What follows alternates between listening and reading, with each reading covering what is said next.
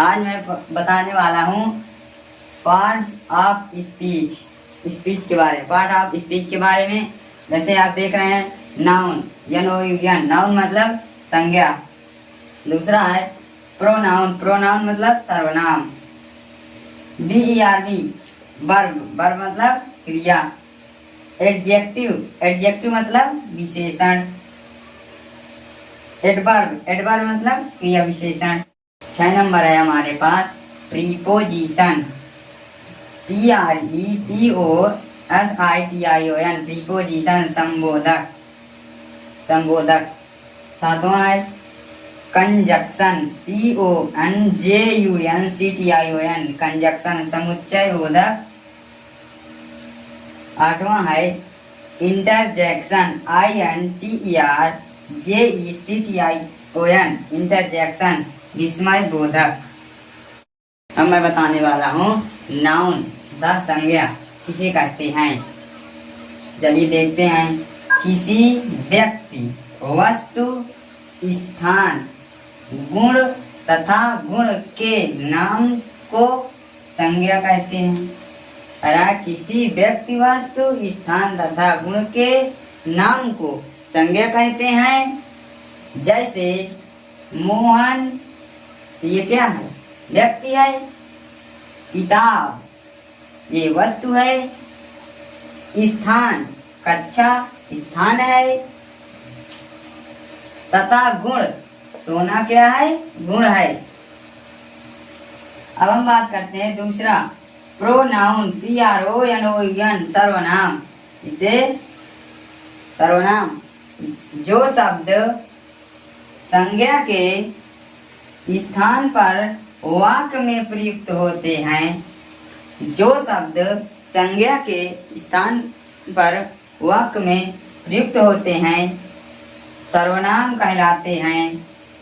जैसे मैं, तुम, वह, मेरा, तुम्हारा। अब है हमारे पास वर्ब मतलब क्रिया, VERB, वर्ब मतलब क्रिया। इसकी परिभाषा देखेंगे।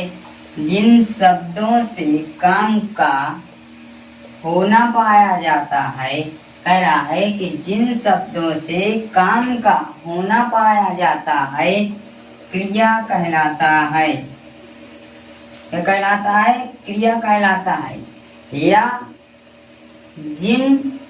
जिनके प्रयोग से वाक्य का अर्थ स्पष्ट हो जाता है, या कहें कि जिनके प्रयोग से वाक्य का अर्थ स्पष्ट हो जाता है उन्हें क्रिया कहते हैं। उन्हें क्रिया कहते हैं। जैसे खाना, पानी, सोना, नहाना, उठना, बैठना आदि। चौथा है एडजेक्टिव मतलब विशेषण। इंग्लिश इसकी है ADJECTIVE, एडजेक्टिव विशेषण। इसकी परिभाषा देखेंगे कि जो शब्द किसी संज्ञा या सर्वनाम, दोनों की विशेषता बताता है। जैसे जो शब्द किसी संज्ञा या सर्वनाम की विशेषता प्रकट करते हैं, क्या करते हैं? प्रकट करते हैं, वे विशेषण कहलाते हैं। क्या कहलाते हैं? विशेषण कहलाते हैं। जैसे काला, मोटा, लंबा। मैं बताने वाला 5वां नंबर एडवर्ब, क्रिया विशेषण, ADVERB, एडवर्ब। इसकी परिभाषा देखिए। जो शब्द किसी विशेषण, क्रिया या अन्य क्रिया की विशेषता, यहाँ पर क्रिया की होनी चाहिए, क्रिया की विशेषता बताता है, वह क्रिया विशेषण कहलाता है। जैसे जोर से, धीरे धीरे, बहुत अधिकता से। 6 नंबर है संबोधन बोधक।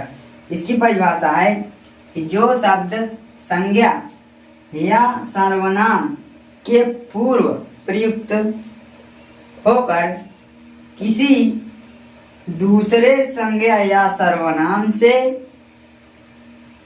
उसका संबंध प्रकट होता है वह प्रीपोजिशन कहलाता है, जैसे में, पर, से, को आदि। 7वां नंबर है कंजक्शन, समुच्चय बोधक। इसकी परिभाषा है जो शब्द किन्हीं दो उपवाक्यों को जोड़कर या नाउन्स को जोड़कर अथवा दो प्रोनाउंस को जोड़कर एक बड़े वाक्य के रूप में बदल दे, उसे कंजक्शन कहते हैं। 8वां है इंट्रोजेक्शन, विस्मय बोधक।